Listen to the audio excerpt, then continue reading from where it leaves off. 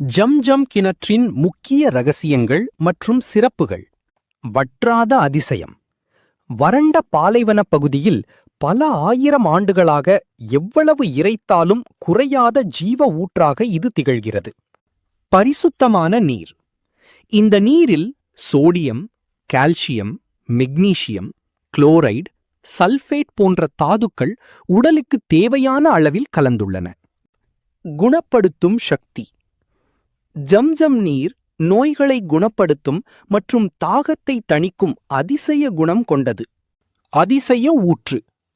இந்த கிணறு 30 மீட்டர் 98 அடி ஆழம் மட்டுமே கொண்டது. ஆனால் இவ்வளவு ஆழத்திலிருந்து இத்தனை நூற்றாண்டுகளாக தண்ணீர் சுரப்பது அறிவியல் பூர்வமான வியப்பை ஏற்படுத்துகிறது. வரலாறு. நபி இப்ராஹிம் அலைஹிஸ்ஸலாம் அவர்களின் மனைவி ஹாஜரா அலைஹிஸ்ஸலாம் அவர்கள் குழந்தை இஸ்மாயிலுக்காக தண்ணீரை தேடி சபா மர்வா குன்றுகளுக்கிடையில் ஓடியபோது இந்த நீர் தோன்றியது.